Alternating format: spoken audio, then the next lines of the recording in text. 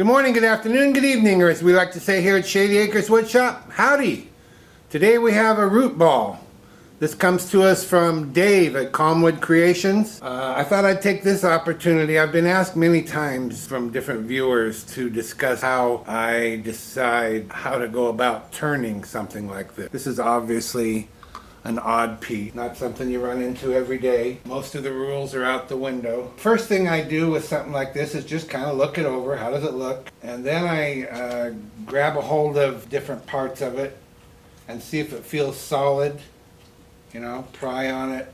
The next thing I do is take a little pen light and I look in here. I'm looking for the lowest point. I don't know if you can see. Let's see if I can. I'm looking for the lowest point. It's over here. This is the lowest point. If you look way in there. So how low is it, Phil? Well, I don't know. So then I take a probe, in this case a little screwdriver, and I poke it in the hole, and I find a reference spot up on the top. In this case, maybe you can kind of see that the bottom of the handle of the screwdriver comes up just about even with the top of this little branch or root or whatever this is right here. So then I just hold my finger there. In this case, we know it's right there. So then I set the piece back down. So if I come here to the top of this, it gives me about an inch on the bottom. So I know I can have a solid inch to deal with, to flatten it off, to make a tenon or a recess, whatever it is I'm going to make. So that makes me feel pretty secure knowing I have an inch down here. So then how am I going to mount it? Many of you may know that I prefer a woodworm screw. In this case, I just don't see that being possible. I did a little bit of measuring earlier. I took a tape measure and I went across here and I went across here and here and here and everywhere.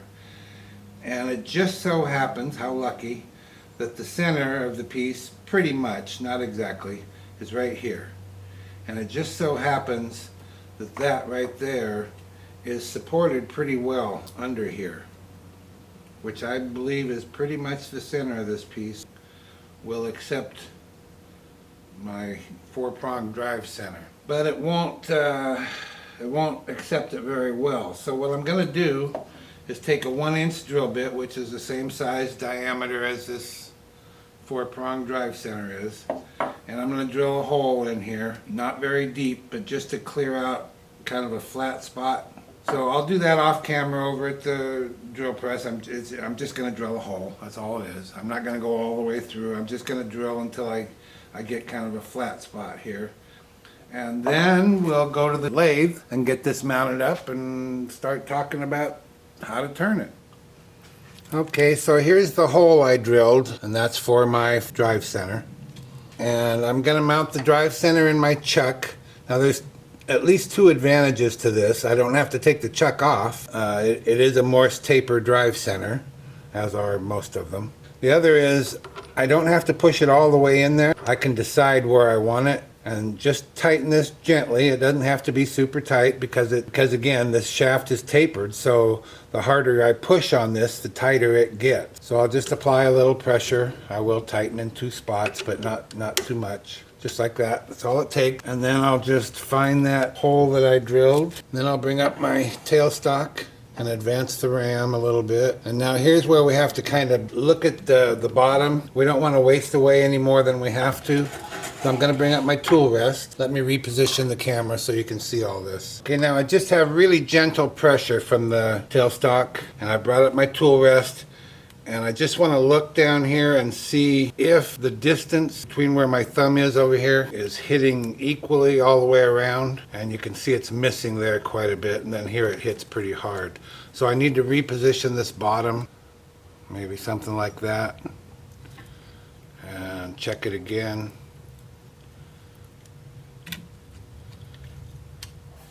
And reposition and move this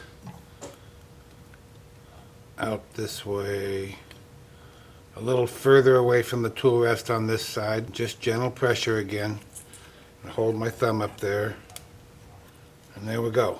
So then I'll apply quite a bit of pressure to set that drive center in place. What you want to do when you don't have the opportunity to drive the drive center into the piece with a mallet, it won't seat properly. So what you do is you lock your spindle into position and rock this back and forth, and then advance the ram, rock it back and forth and advance the ram. And you do that until it quits moving when you're rocking it, and that means that your drive center has seated itself and it won't loosen so much. It still might loosen, but it won't do it right away. So we'll work on getting rid of this, work on this large part here, and then we should be coming into balance, and then we'll start working on the bottom and putting the tenon down here. The tenon area is a little iffy. I really need to come out about here with my 2-inch tenon. Over here it's solid, that's all solid, that's all solid, but here it's not so much. So I might have a bit of an issue, I don't know, we'll deal with it when we get there. Let me get my mask and face shield on, we'll get at it.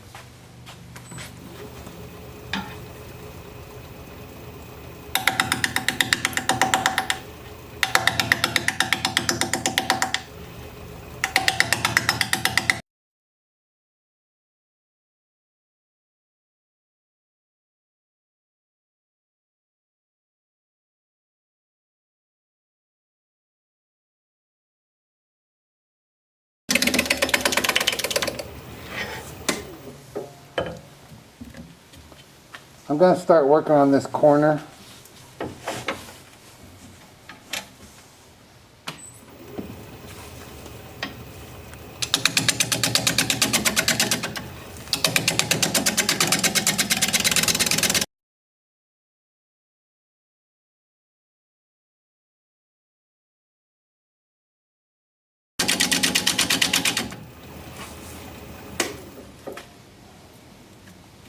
Start working on the bottom. Boy, when I move this around I can just hear the grit. And it's nasty. I went over and sharpened up too.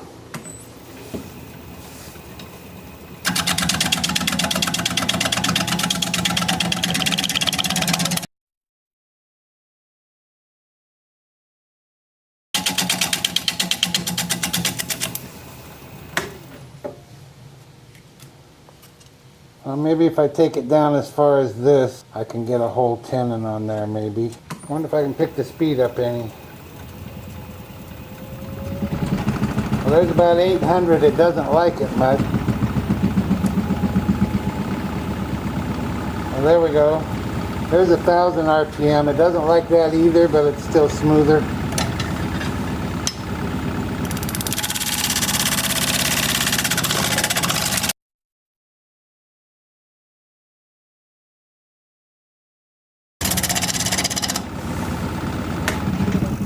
Pretty bumpy ride. Let's just see where a tenon might fall. Well, I've just about nailed it there, haven't I? Right there.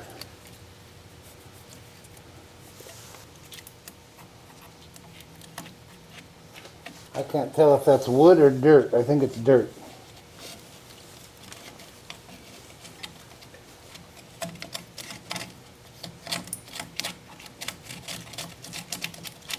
You see all that, all the little gravel in there? Sand, nice and shiny stuff.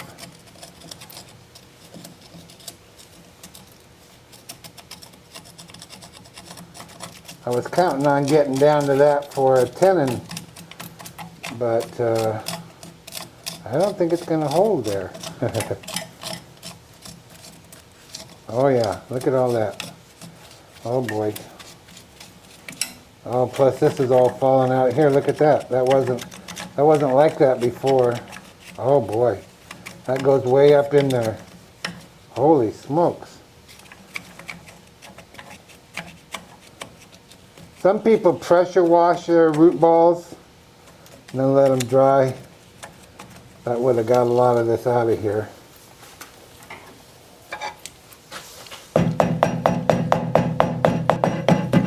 Yeah, there's just a big pile of dirt down here on my bedways. I don't know, this might not work. We might not be able to turn this one. I gotta come up with some place for a tenon, and it looks like going higher, deeper from the bottom up isn't going to get us there. I'm starting to have my doubts, boys and girls, if we can get this one done. Boy, I just sharpened and it's already dull. Well, we'll keep at it.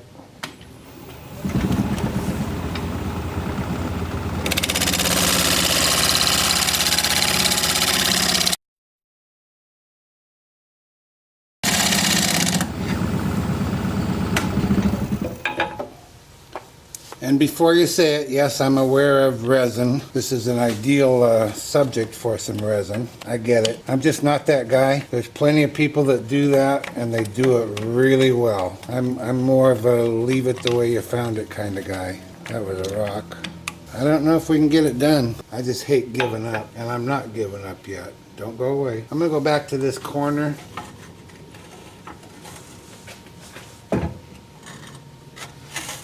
Not sure why. I'm sick of dealing with the bottom so far, that's why.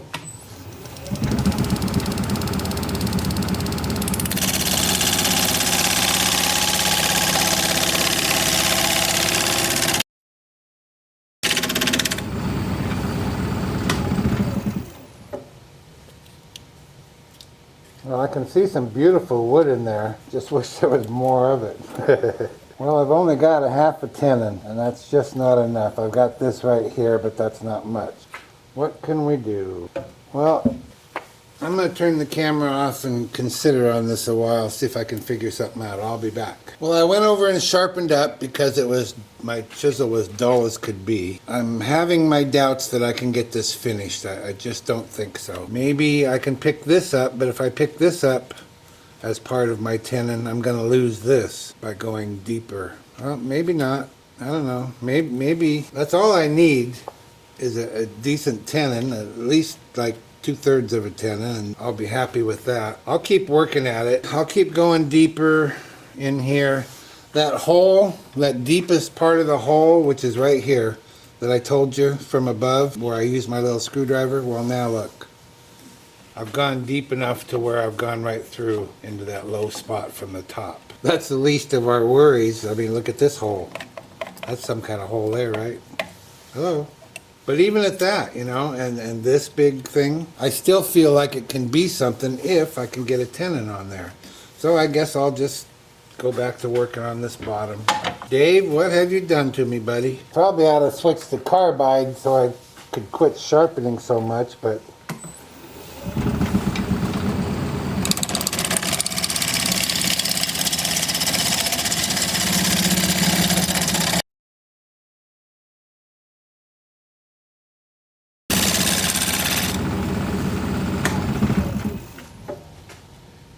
let me grab a different tool. I'm going to use this diamond point tool to square up the sides.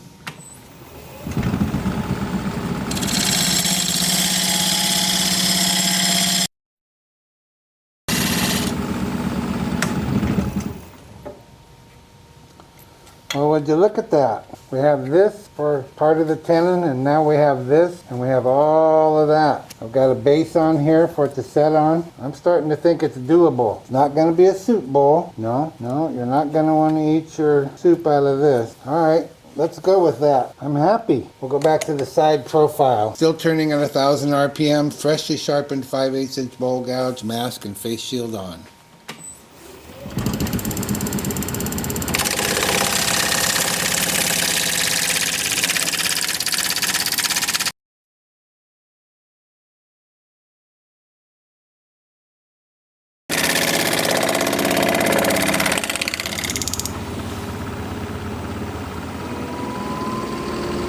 Now look at that, 1200 RPM. We're cooking now. We're just about done with the outside.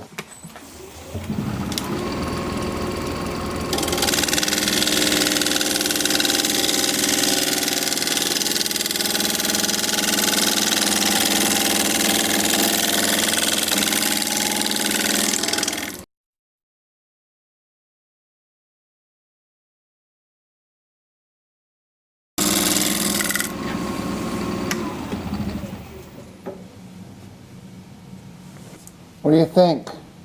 I think it looks like something. Don't say it. Looks like a pile of... Don't say it, I said. Alright, well, I think we're done with the outside. She's a beauty. I'm going to take a brass brush like this, and I'm going to get inside of all these areas. Every place I can possibly reach. And I'm going to get all the dirt and crud out of there that I can. I'm going to do a whole lot of this.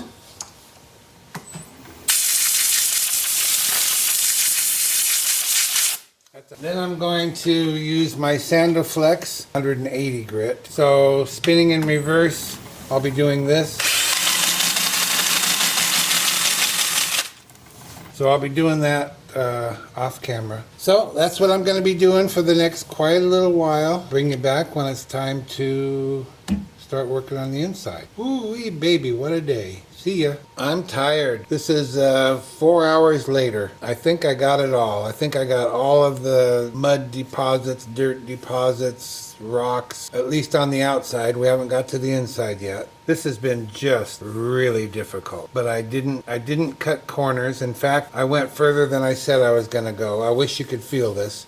I sanded this, all the turned parts are sanded with my 2-inch disc sander on my angle drill, sanded to 400 grit, and it's just silky smooth, that's all. So I put everything I've got into this so far, and now it's time to turn it around. I can barely talk. So let's see if that tenon is going to hold. I'm real curious about that myself. I'm not going to apply a whole lot of pressure because I don't want to break away that very tender part of that tenon. You know, it's not a whole tenon. I don't see any way really to use tailstock support, unfortunately. I'm trying to decide what tool I want to use to hollow this out. I don't want to subject the tenon to a whole lot of stress, so I might go with carbide. I don't know. It's just got that little cutter. It just takes a little bit away at a time instead of a gouge, so it takes away a whole lot. But I'm gonna do it tomorrow because tonight I'm just plumb tired. I'm gonna get after it with my 5/8 inch bowl gouge, mask and face shield on, 1200 RPM.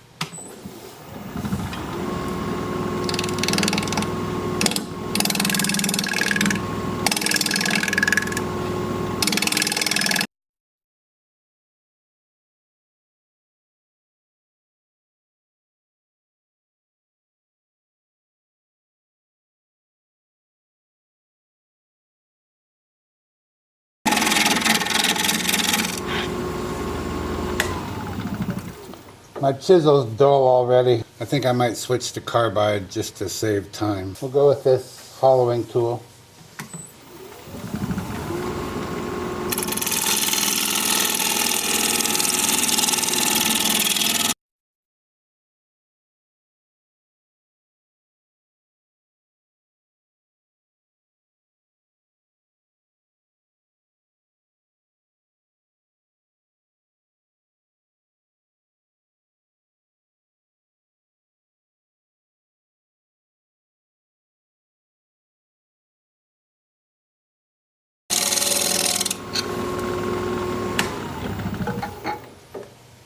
Well, I just really feel like I'm pushing my luck.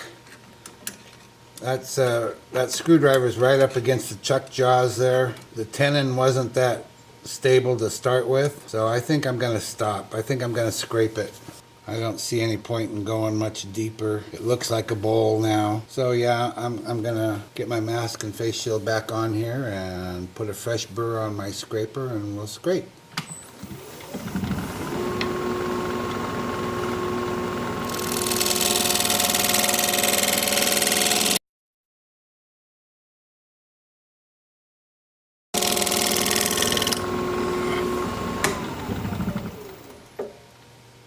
Okay, let me get my area cleaned up here and we'll sand. Well, I have no idea if this is going to work or how it's going to work. I'm going to start the sanding with my 2-inch sanding disc, 150 grit, and I'll work up through 400 as I did on the outside. And I'm going to be spinning the lathe at 400 RPM. Let me get my mask on. I'll show you how that's going to work, if it works.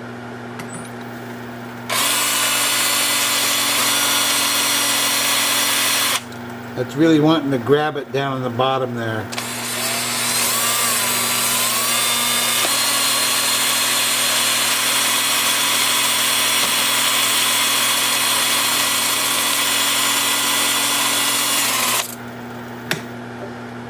Yeah, I guess that'll work, but it takes a real light touch. What happens is, I don't know what part of it here, but that big hole in the bottom grabs the edge of the disc.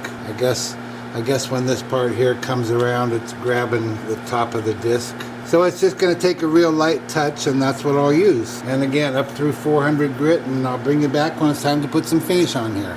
Well, I just thought I'd take a second and show you what can happen. That belongs on here. Should look like this. But it doesn't look like that anymore. Now these are fixable. I'll just put some CA glue on here and stick it back on there like that. These are about $5 a piece, plus this pad is another $2 or $3, I can't remember. So we're looking at $7 or $8 here. So I fix them. Someone's calling me. See you in a bit. I'm going with Howard Feed and Wax for a finish on this. Now this is going to take quite a little bit of time, and I'm not going to show it all to you to get all the surfaces covered.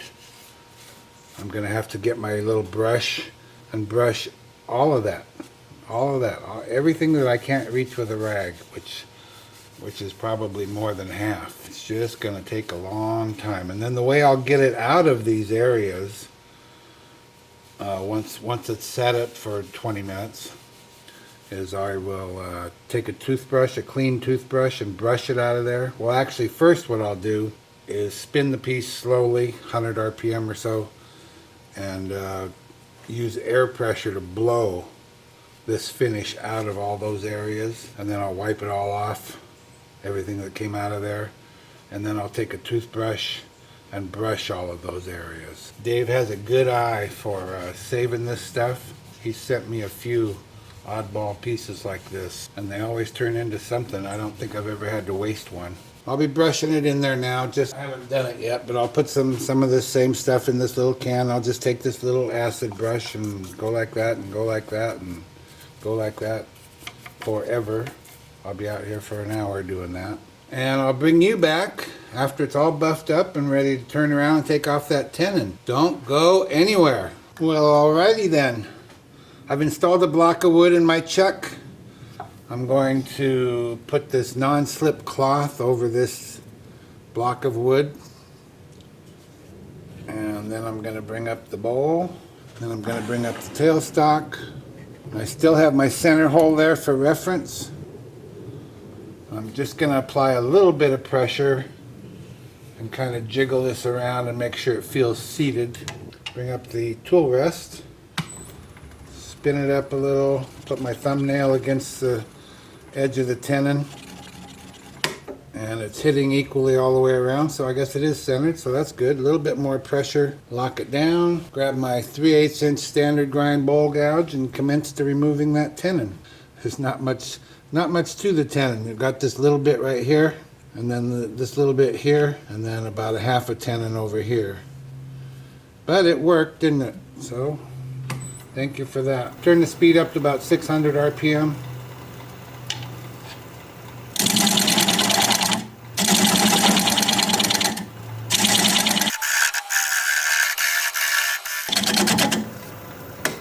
Come to think of it, I better have another look here. I'm not sure what's connecting. It looks like we've got a crack all the way around here. I'm not sure what's connecting the center to the actual bowl. Wow, this could not be a good thing.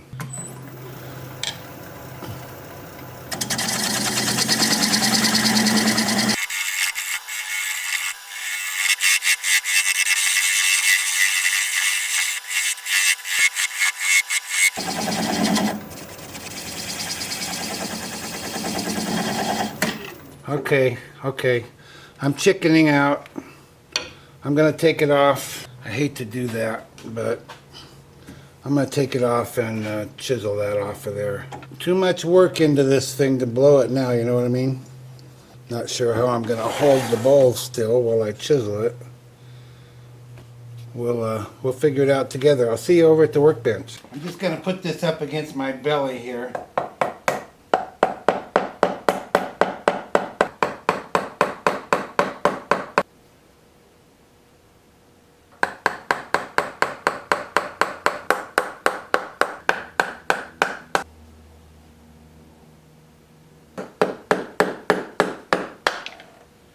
And we're going to call this the Lilliana bowl. Why are you going to call it the Lilliana bowl, Phil? Well, I'm going to tell you here in just a little while. Okay, I'll get set up to sand that off and sign it and finish it and all like that. Stand by.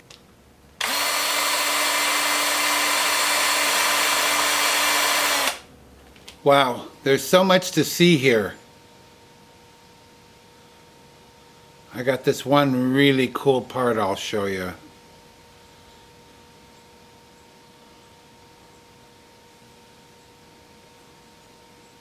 Right there, do you see it? See that?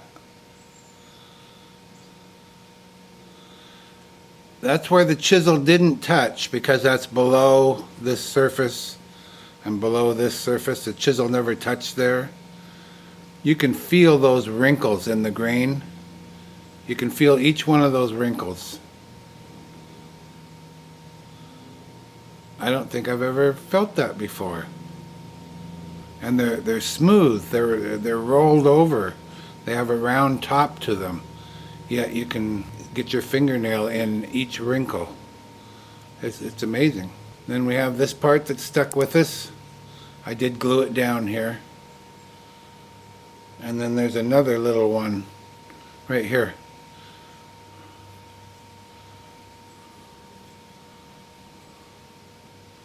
Cool, huh? And it feels, I mean, I wish you could feel it. It's so smooth, so much texture, so many surfaces to touch. It's amazing.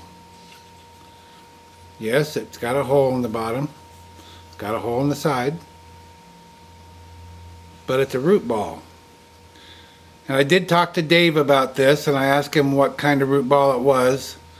And he says, oh, I don't know, it's some kind of Asian bush or tree. Some kind of Asian bush, I guess he said. But he couldn't remember what kind. So I didn't put what it is on the bottom. What I did put on the bottom was I signed it. Signed it over here. And then it says, after that it says, you probably can't read it, it says, for Lilliana. And it has today's date. August 8th, 2019. And that phone call I received earlier, that was my daughter calling to tell me that her daughter, my granddaughter, had my great-granddaughter, Lilliana, today. How about that? So I'm a great-grandpa again. She's not my first one. And I have another one due next month. So that's something. So I'm going to give this to Lilliana. This will be the bowl I made on her birthday. On her day of birth. What do you think? Look at that. Look at that. Would you look at that?